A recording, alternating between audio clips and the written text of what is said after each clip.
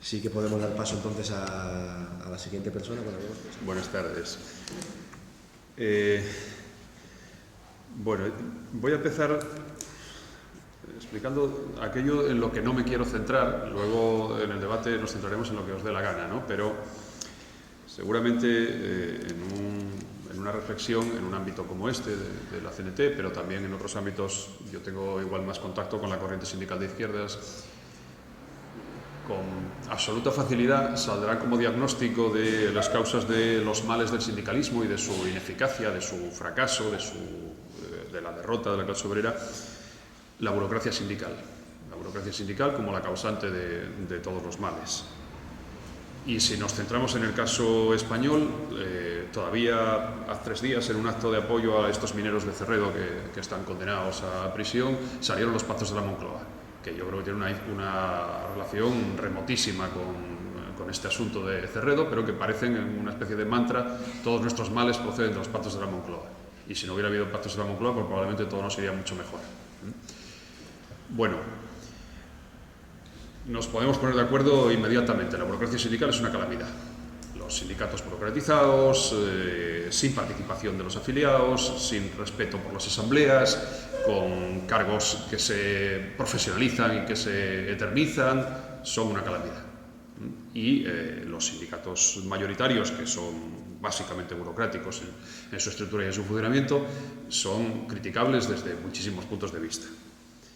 Y los pactos de la Moncloa seguramente son también una calamidad, aunque en realidad los pactos de la Moncloa son casi una estación de término más que una estación de partida en el proceso aquel de la transición democrática y de la derrota de los objetivos que podía tener el movimiento obrero antifranquista. Pero no me quiero centrar en eso porque yo diría que esos son epifenómenos respecto al problema de fondo y que son más consecuencia que causa. Es decir, que el que los sindicatos tan burocráticos sean sin embargo mayoritarios y Alba hablaba antes de este doble canal de representación sindical, pero en el último extremo los sindicatos mayoritarios lo son porque son votados muy ampliamente en elecciones sindicales en las que la inmensa mayoría no está bajo ningún tipo de coacción. Podría no votar o podría votar a otras opciones, e incluso cualquiera se podría presentar aunque no pertenezca ni siquiera a una sigla sindical o a una organización sindical. Formar una candidatura para unas elecciones sindicales es muy fácil, ¿no? Para quien quiera participar, ya sé que estoy hablando en un ámbito de gente que no quiere participar, pero... Y sin embargo, son lo que son. Es más, son, desde ese punto de vista, desde el punto de vista de los votos que obtienen en elecciones sindicales, son muy representativos en comparación con otras organizaciones. Incluso desde el punto de vista de la participación de los trabajadores en elecciones sindicales, es un porcentaje de participación bastante alto. Incluso desde el punto de vista de la afiliación, acababa Alba diciendo, hay una afiliación muy baja. Bueno, cierto. Es un fenómeno general en España en todo tipo de asociacionismo. Hay una afiliación muy baja a todo tipo de organizaciones. Pero siendo muy baja la afiliación, los 2 sindicatos mayoritarios pasan del 1 millón de afiliados. Y el conjunto del movimiento sindical probablemente roce los 3 millones de afiliados. Que no son tan pocos, ¿no? Desde el punto de vista del país que somos. Pero bueno, yo creo que para intentar entender cuál es la causa profunda de esta derrota persistente y que se profundiza año tras año del movimiento obrero, hay que ir a causas más generales, hay que ir a un plano que se salga de la clave española. No nos está pasando nada que no esté pasando en el resto del mundo. No es que si se hubiera ganado la batalla de la transición tendríamos hipotéticamente un movimiento sindical combativo, participativo.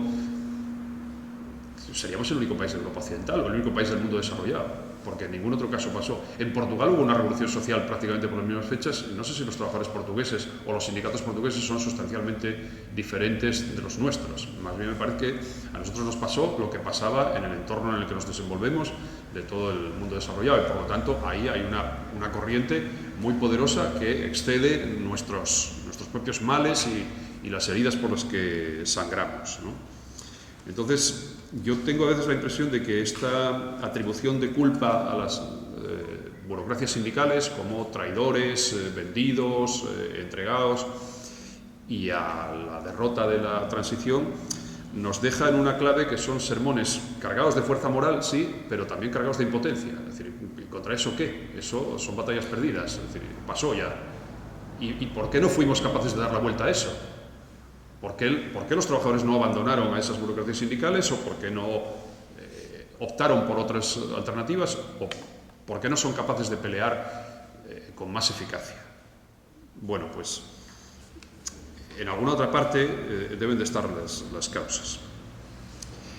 Decía, cuando me preguntaba Héctor al principio, que no tengo intención de hablar mucho de historia, sino más bien del periodo más reciente, pero de todas maneras en una perspectiva histórica. Seguramente la última crisis revolucionaria de carácter global en la que hubo un contexto de condiciones para una revolución proletaria a escala internacional fue la posguerra de la Primera Guerra Mundial.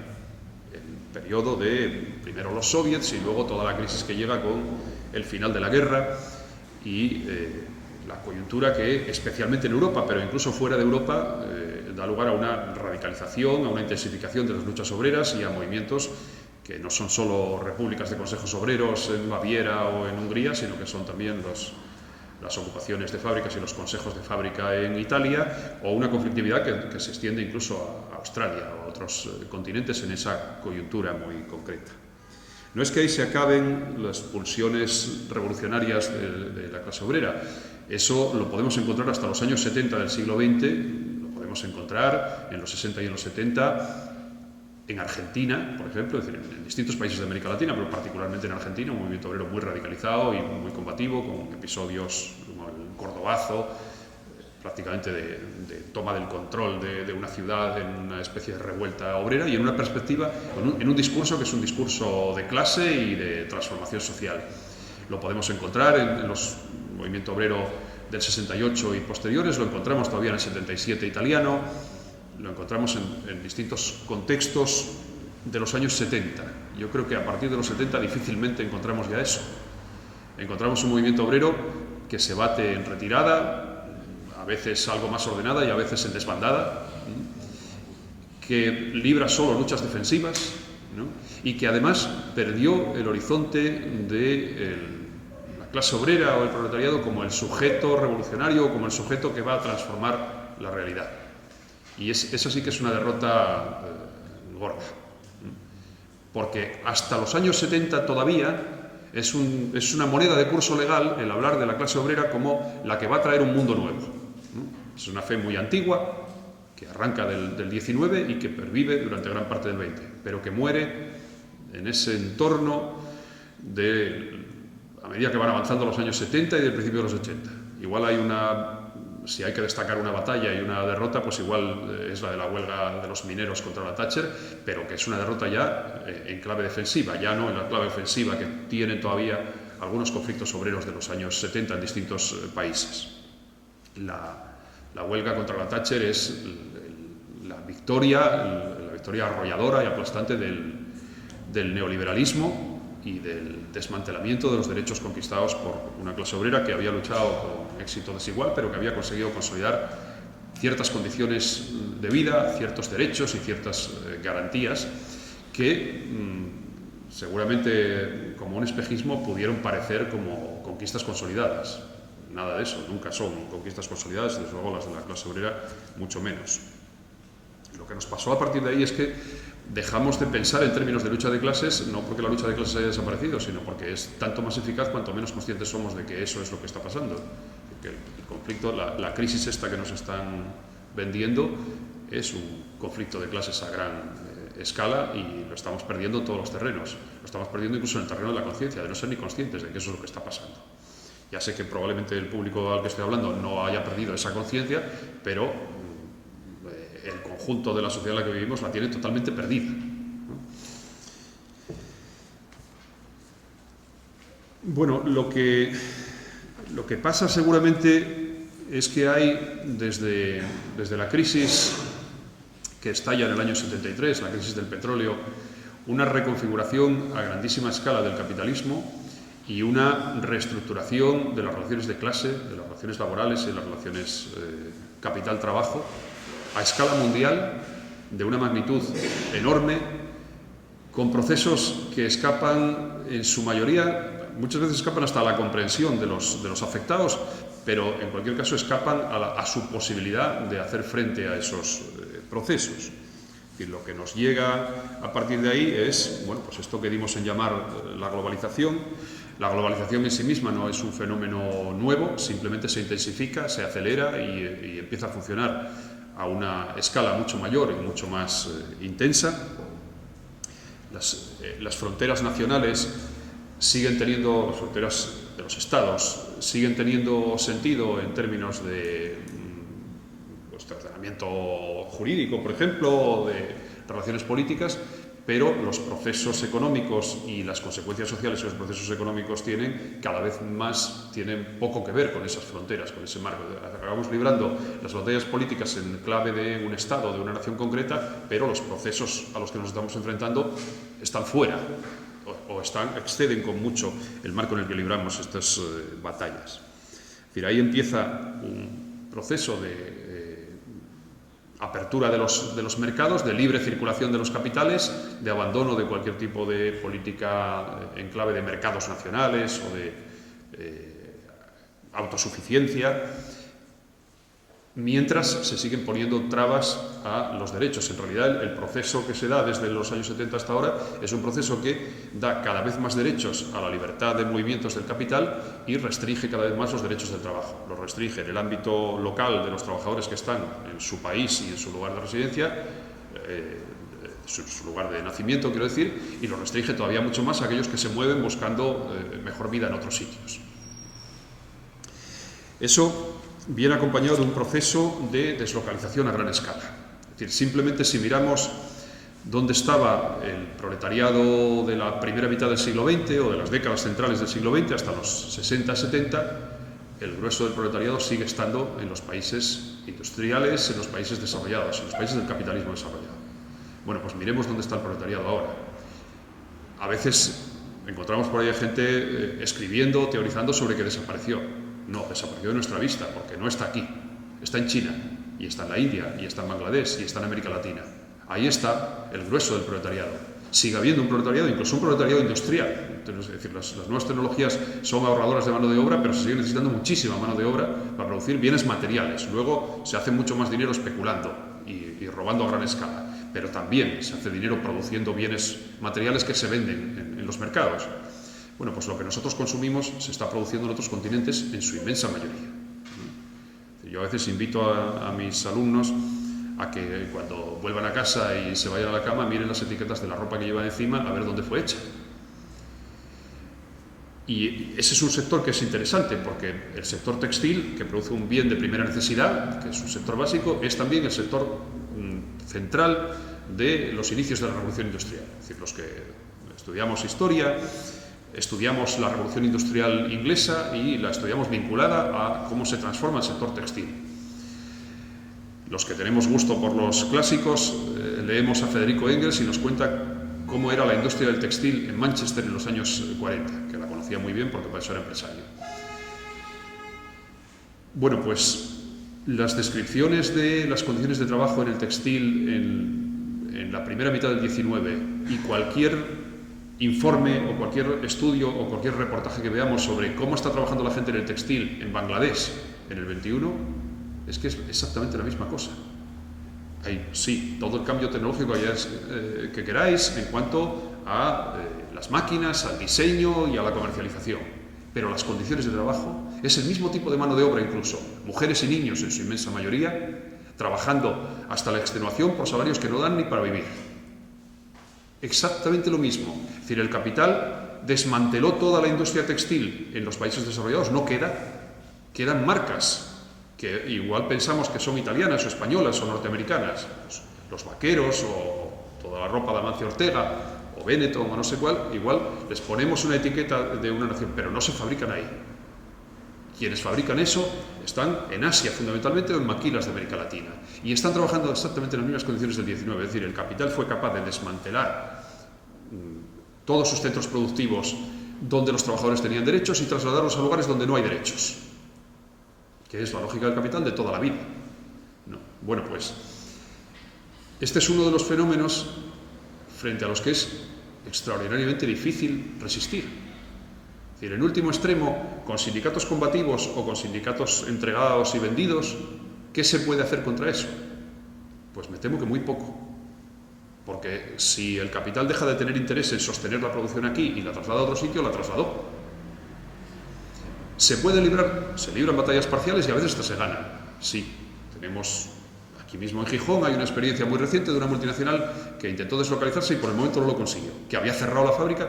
Ojo, yo esto lo tengo contado en algún encuentro de historiadores ahí por Europa, en concreto en Alemania, y la gente miraba para mí, yo creo que con desconfianza, como si me lo estuviera inventando, porque lo que estaba contando es que había una multinacional norteamericana con sede en Illinois que había dicho, cerramos una planta de 200 y pico tíos en Gijón, que no sabemos ni dónde está en el mapa, y se acabó la historia, ¿no? Y resulta que no se acabó, que esos tíos dijeron, no queremos que la planta se cierre, y la planta está otra vez abierta después de 9 meses cerrada. Bueno, es una victoria desde todos los puntos de vista, aunque ahora la plantilla sea más pequeña, aunque el futuro esté comprometido, aunque a lo mejor cierren dentro de 1 año o de 2. Es una victoria igualmente. Pero, ¿qué más pueden hacer estos trabajadores para forzar a que Tenneco, que es una empresa líder mundial en un sector como el del automóvil, invierta en esta planta y la haga rentable en lugar de ir desplazando la producción más rentable y sus mejoras tecnológicas a plantas en Polonia, en Rusia, en Brasil o donde le dé la real gana? ¿Qué pueden hacer los trabajadores de Gijón respecto a eso? Pues me temo que nada. Pueden seguir haciendo una cosa que ya hacían antes, que es poner ellos toda su inteligencia para ser capaces de mejorar la producción, incluso de espaldas a la dirección de la multinacional, que tiene otros planes, que se mueve en un mapa que es un tablero mundial, mientras que los trabajadores se mueven en un mapa que es local, y ahí está su fuerza encima. Porque la fuerza de los trabajadores de Tenneco, en buena medida, tuvo que ver con ser capaces de conectar con una red de apoyos sociales extensísima, muy sólida, muy inteligentemente trabajada. Y ser capaces de conseguir apoyos sociales e incluso políticos. Y luego tener suerte con una coyuntura internacional que dio lugar al episodio de Crimea y al rollo entre Rusia y Ucrania. Pero no es una suerte, habían comprado todos los papeletes para que os tocara alguna cosa en esa rifa. No es una suerte que haya venido regalada. Es decir, se pueden hacer cosas, se deben hacer cosas, se debe resistir y se debe librar seguramente cada batalla. Pero sabiendo que de todas maneras estamos nadando contra corriente y que las fuerzas que están deslocalizando el capital son muy superiores. Y lo que no tenemos además frente a eso es decir, la vieja perspectiva del internacionalismo proletario, que siempre fue mucho más de discurso que de realidad, porque la realidad del día a día es más miope y más miserable muchas veces, pero que en todo caso fue eficaz y fue efectiva. Es decir, esa perspectiva que hizo que un conflicto obrero en cualquier rincón del mundo recibiera solidaridad de otro extremo del mundo está perdida. Está perdida. Es decir, otro de los fenómenos que el capital consiguió es convertir a los trabajadores de distintas plantas en distintos países en competidores entre sí, de una misma empresa. No compiten contra trabajadores de otra empresa, compiten contra sus propios compañeros en otra planta. Es decir, los japoneses llegaban aquí a Suzuki y les enseñaban los números de la planta de Gijón y los números de una planta en Indonesia y otra en no sé dónde.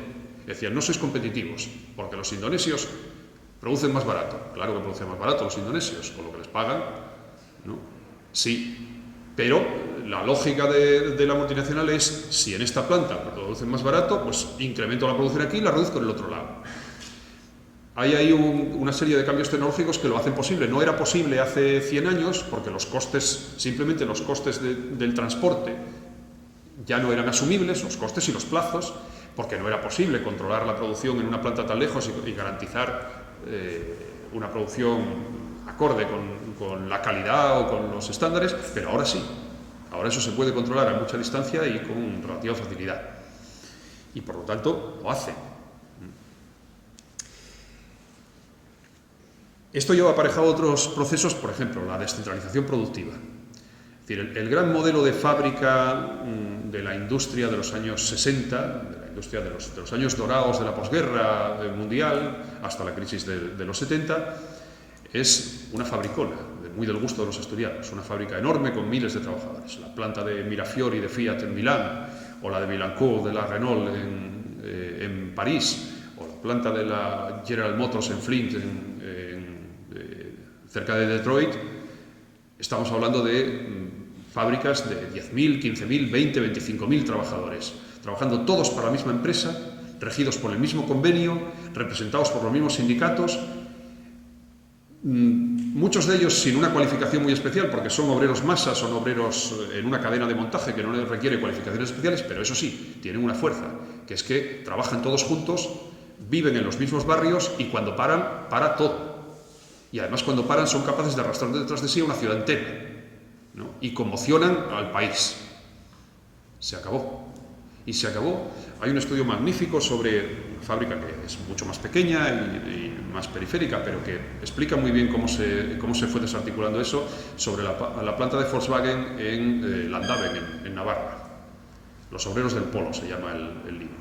Un estudio magnífico, 2 sociólogos del trabajo que recomponen el proceso productivo, que se plantean analizar la producción de ese coche, diciendo, a ver, ¿cuánta gente trabaja para que estos coches se hagan? No cuánta gente está en plantilla de Volkswagen, porque esos son unos pocos. Hay muchísimos más que no tienen nada que ver con Volkswagen, que ni siquiera están físicamente allí, que no pisaron en su vida la planta, que no saben ni dónde está a lo mejor, ¿no? Pero que igualmente son indispensables para la producción. Y que pertenecen a cientos y cientos de empresas auxiliares y subcontratadas que formalmente, jurídicamente no tienen nada que ver con Volkswagen. Y por lo tanto Volkswagen no tiene ni que despedir ni que contratar. El día que rescinde el contrato con esa empresa, automáticamente van todos al paro. Bueno, la posibilidad de que 10, 15 o 20.000 trabajadores parasen todos a la vez, hiciesen una asamblea gigantesca y saliesen a cortar el tráfico o a ocupar las calles de la ciudad todos juntos, reivindicando lo mismo ante los mismos interlocutores a los que se estaban enfrentando, murió con esa descentralización productiva. Es decir, quienes hacen las tapicerías hacían, no sé, el estudio tiene unos pocos años ya, hacían las tapicerías del Volkswagen Polo en la planta de Navarra, estaban en un pueblo de Soria que se llama Olvega, que es más famoso por sus chorizos que por sus tapicerías, pero porque el convenio del textil de Soria era todavía más bajo que el de Navarra. Y bueno, estamos hablando de pequeños talleres que tienen un único cliente, que es Volkswagen, que en realidad son Volkswagen, pero sin que Volkswagen tenga ninguna responsabilidad sobre ellos. Un único cliente que encarga toda la producción, que da especificaciones de cómo tiene que llegar, con qué porcentaje de errores, que es mínimo, es decir, 98% de piezas perfectas, y si no, se rescinde automáticamente el contrato, y que además exige cada año, este es un invento que tenemos el honor de que haya habido un compatriota que lo ideó en la industria del automóvil, que fue el famoso Super López, que se hizo, como no teníamos a nadie en las multinacionales, pues acabamos teniendo orgullo hasta de tener ejecutivos de multinacionales, es una cosa un poco patética, pero llegó a ser un personaje popular por el hecho de que mandaba mucho en una multinacional del automóvil. Bueno, la cosa es que esos proveedores cada año tienen que ofrecer la misma mercancía, la misma pieza, un 5% más barata. Y como estamos hablando de empresas muy pequeñas que no tienen tecnología propia ni capacidad para desarrollar tecnología propia, pues eso solo se puede hacer de 2 maneras, o trabajando más o cobrando menos. Y a veces las 2 cosas a la vez. Y además el intermediario, este pequeño empresario, es que en realidad es puramente un intermediario, es decir, que realmente cuando baja el sueldo o cuando aprieta a los trabajadores es que no puede hacer otra cosa tampoco, porque su margen de beneficio es muy pequeño y porque si no, se rescinde el contrato y se busca otro, en otro sitio donde estén dispuestos a trabajar por menos. Y esa es una lógica que mata también la capacidad de resistencia sindical, es decir, es imposible organizarse sindicalmente ahí dentro, pero es que además no tienes casi nada que reivindicar, porque cualquier reivindicación que tenga éxito automáticamente lleva a la empresa al cierre. Porque quien manda realmente, que es Volkswagen, va a rescindir el contrato en cuanto la pieza resulte más cara y va a buscarse a otro.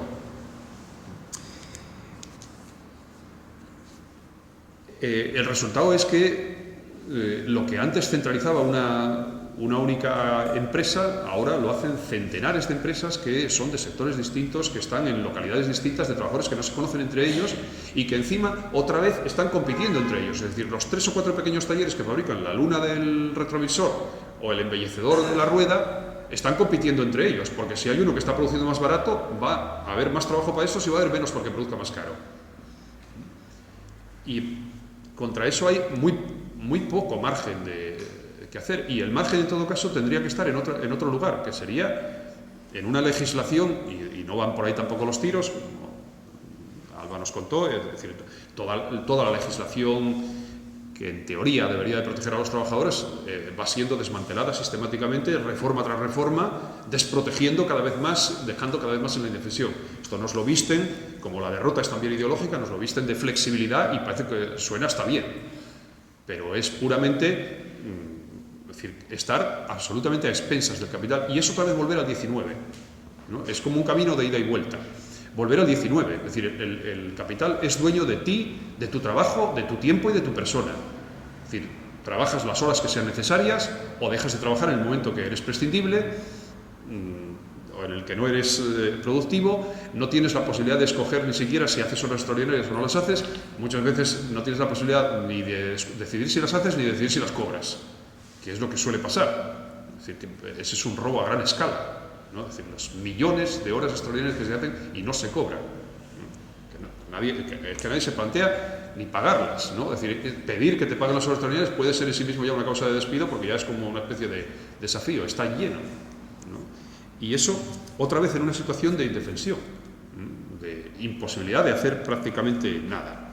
Todo esto viene de la mano de un cambio tecnológico, es decir, buena parte del desarrollo tecnológico, que es muy acelerado, muy espectacular y muy evidente para todos, y los que ya tenemos una edad ya cada vez nos vemos más desfasados de las novedades tecnológicas que van llegando, es un cambio tecnológico que está concebido o que se orienta también hacia crear sistemas productivos y condiciones de trabajo que cada vez crean más indefensión y más desprotección, que descualifican a los trabajadores en buena medida, porque automatizan, porque tampoco es nada nuevo, pero ahora viene de la mano de nuevas tecnologías que son mucho más eficaces a ese respecto, porque estandarizan la producción, porque la convierten en mecánica, porque convierten el taylorismo en una ciencia cada vez más sofisticada, o desde otro punto de vista, los que pensamos a lo mejor que somos más cualificados, pues nos encontramos con que el ordenador, internet y otra serie de cosas o el teléfono móvil son otra fuente de esclavitud. Que resulta que ya trabajas las 24 horas, ya eres movilizable a cualquier hora del día o de la noche. Incluso los profesores universitarios acabamos atendiendo tutorías a las 4 de la madrugada, contestando correos electrónicos o haciendo aplicaciones informáticas. ¿Qué no pasa con quienes están en situaciones mucho peores? Aislados, además. El teletrabajo, el trabajo en casa, que es el completo aislamiento ya. Es decir, la imposibilidad casi de hacer nada, porque ni siquiera conoces, ni siquiera pones cara a quienes están en la misma situación que tú. Bueno, todo eso de la mano además de una segmentación que tiene que ver con la legislación y tiene que ver con los procesos migratorios y la represión de la migración, una segmentación brutal de la clase obrera. Tampoco es un fenómeno nuevo, siempre lo hubo. Siempre hubo una segmentación entre los autóctonos y los inmigrados, entre los fijos y los eventuales. Bueno, eso se da a grandísima escala ahora. Es decir, los fijos, los eventuales, los de economía sumergida, los que no tienen tan siquiera papeles, los que son de una minoría de cualquier tipo, en una situación que se vuelve enormemente compleja de gestionar desde el punto de vista sindical, porque en la mayoría de los casos los trabajadores están viendo como competidores a los de al lado. Y esto nos vuelve a llevar a una derrota ideológica en la que me temo que tendríamos que darle más vueltas a cómo se perdió también la idea de la solidaridad de clase. Ya digo que siempre fue un ideal que en la práctica muchas veces cuando uno escarbaba, pues esas rivalidades estaban, ¿no? Entre los autóctonos y los inmigrados, entre los fijos y los eventuales. Pero eso se está produciendo ahora con muchísima más intensidad. Esta idea tan fácil de propagar, además, de que los inmigrantes nos vienen a quitar el trabajo, cuando en realidad muchas veces quienes lo dicen no compiten por los mismos puestos de trabajo o no aceptarían los trabajos de los inmigrantes. Inmigrantes que son muy difíciles de organizar sindicalmente por razones evidentes de las condiciones que vienen, de la clave cultural en la que están, de su situación vital y de su situación laboral, ¿no?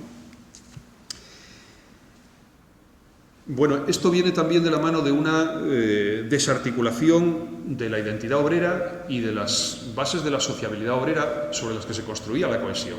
Es decir, decía antes que la crítica de ciertos vicios del sindicalismo nos podía dejar en una especie de sermón o de discurso moral, porque normalmente yo escucho esa crítica casi siempre en términos puramente de censura ética, ¿no? De crítica de su inmoralidad. Pero tenemos poco en cuenta que las ideas y la conciencia tienen que ver con lo subjetivo, pero tienen que ver también con las bases objetivas. Es decir, tienen que ver con lo material y con lo objetivo.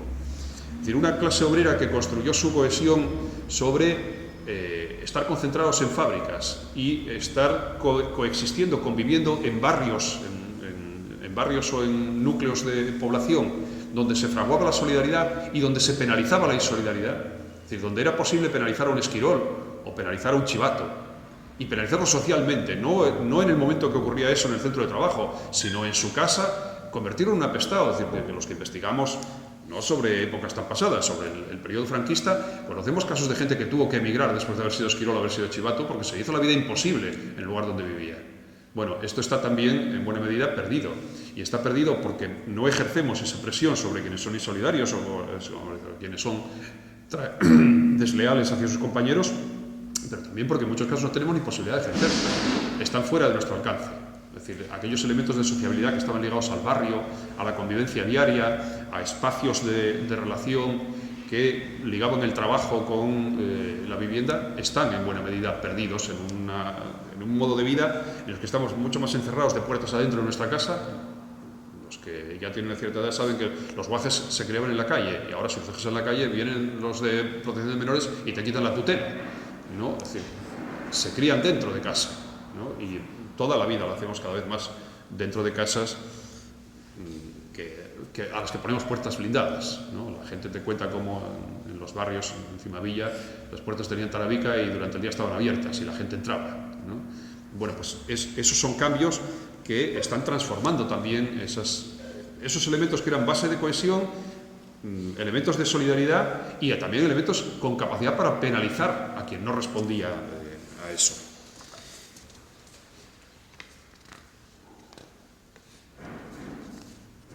Todo eso seguramente está en las claves de la desmovilización y de la desarticulación de la cohesión obrera.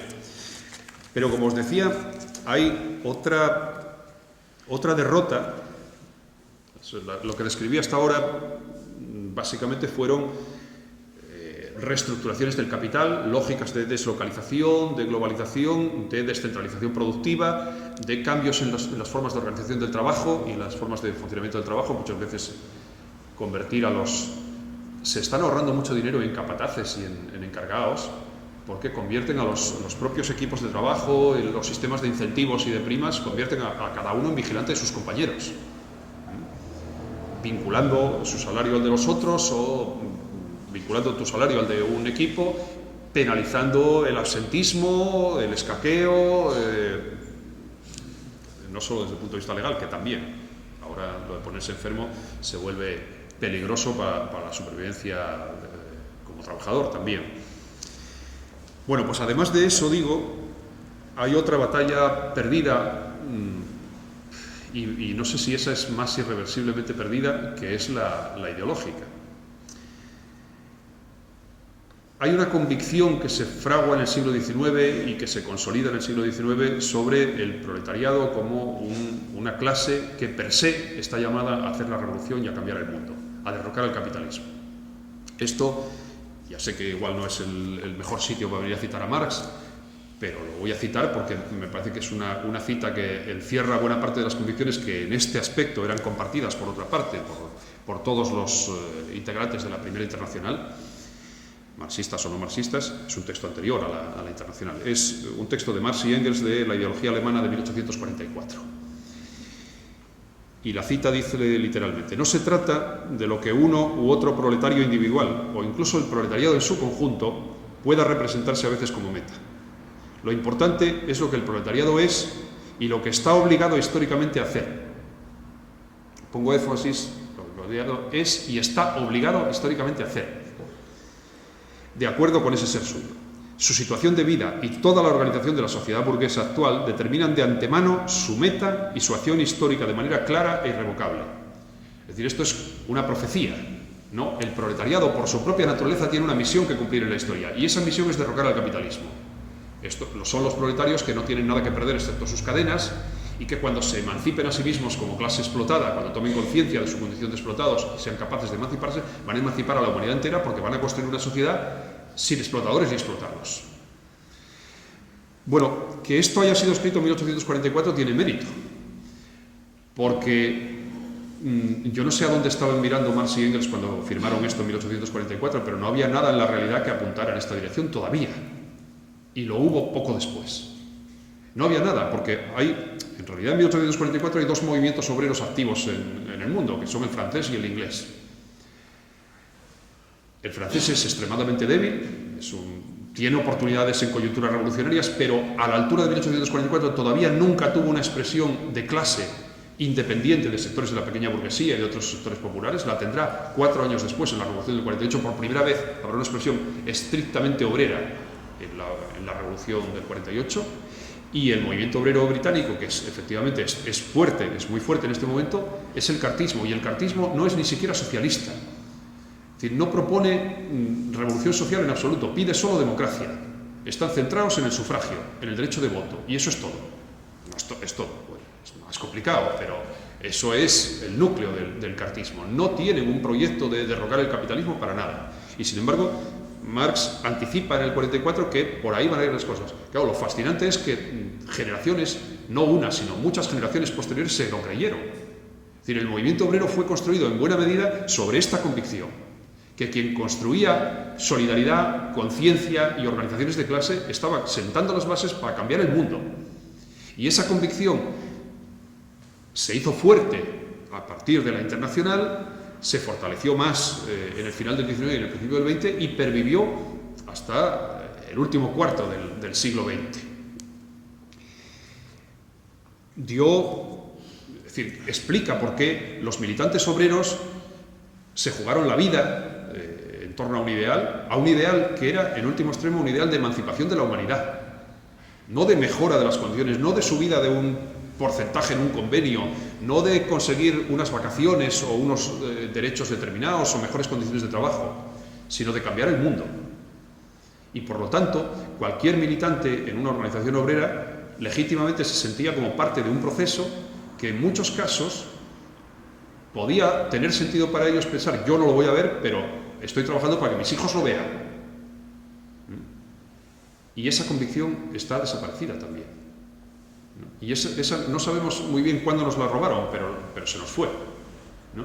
Es una cosa que tenía sentido todavía, ya digo, a principios de los años 70, ¿no? Que se encuentran conflictos obreros y organizaciones obreras y discursos en el movimiento obrero que hablan exactamente en esos términos todavía. Aunque hay muchos motivos para dudar de que eso sea así realmente, ¿no? Es decir, el proletariado, al final, bueno, lo que parece es que el proletariado no es intrínsecamente revolucionario y la clase obrera no tiene una misión que cumplir, no parece que tenga ninguna misión que cumplir, ni para bien ni para mal, ¿no? O por lo menos eso desapareció, y por lo tanto esa convicción no estaba inscrita en la naturaleza, no está en el ADN de la clase obrera, sino que está en quienes construyeron un movimiento obrero alentando esa idea y consiguiendo que sucesivas generaciones en todo el mundo se lo creyesen. Perdido eso, el problema, y termino con esto, es que, os decía antes, ¿dónde está el proletariado ahora? En Asia y en América, fundamentalmente. En condiciones inhumanas. Pero, por supuesto, ahí se están produciendo resistencias, se están produciendo conflictos. En 2010 hubo una oleada de huelgas en China, ganadas. Había habido... En China hay huelgas, aunque no nos enteremos, pero normalmente los brean a palos y eso es todo lo que hay. Pero en 2010 hubo una serie de huelgas que se extendieron a lo largo de todo el verano del 2010, que se ganaron. En Bangladesh, después del hundimiento del edificio del Rana Plaza, hubo un movimiento que consiguió que en lugar de $1 estén ganando cerca de $2 diarios, que sigue siendo lo que es, pero también los brearon a palos, pero también consiguieron alguna cosa. Presumiblemente se va a construir un movimiento sindical que va a conseguir mejoras de condiciones de vida y de condiciones de trabajo en todos esos países. Lo que me parece muy difícil es que ese movimiento sindical vaya a estar alentado por la idea de que forman parte de un fenómeno que es el internacionalismo proletario, y de que su lucha en su país concreto y en su circunstancia concreta forma parte de una lucha a nivel global, y que ellos son piezas para transformar el mundo y para construir una sociedad sin clases. Me parece muy difícil que se lo crean, porque me temo que esa idea en algún momento se nos murió. Y esa sí que es una pérdida dramática, ¿no? Porque a partir de ahí el propio sindicalismo se convierte en la gestión de un grupo de intereses. Mejoras condiciones de trabajo, todo muy loable, todo además, en pro de la mejora de las condiciones de vida, de la mejora de las condiciones de trabajo y de la mejora de los derechos y de las libertades, porque el movimiento obrero no puede existir sin un mínimo de libertades. Es decir, tiene que pelear porque su propia existencia depende del derecho de asociación, de reunión, de expresión, de huelga. Y por lo tanto, en el mismo momento que está empezando a ejercer derechos, incluso en los contextos más dictatoriales, y a construir cultura democrática y libertades. Pero, más allá de eso, el plus que daba el horizonte utópico me parece que eso sí que es una derrota dramática, porque lo otro, todos estos cambios que están desarticulando la capacidad de resistencia de los trabajadores desde el punto de vista de la flexibilidad, la deslocalización, los cambios tecnológicos, acabarán dando lugar a un nuevo equilibrio en el que se vuelva a generar capacidades de resistencia. Es decir, en realidad, esa clase obrera que fue capaz de fortalecerse y de conquistar derechos en el siglo XX había sufrido primero una derrota anterior, que es la de los que intentaron resistir al maquinismo y al embrutecimiento y al deterioro de condiciones que representaba el maquinismo. Perdieron los luditas y quienes se enfrentaron, y los primeros sindicatos de trabajadores cualificados y de trabajadores de oficio, perdieron la batalla contra el maquinismo, pero consiguieron reorganizarse en el contexto de la sociedad fabril, industrial y del maquinismo y conquistar derechos y ensanchar sus libertades. Pues llegará a eso, pero no sé si va a llegar de la mano del horizonte utópico, que es seguramente la gran derrota.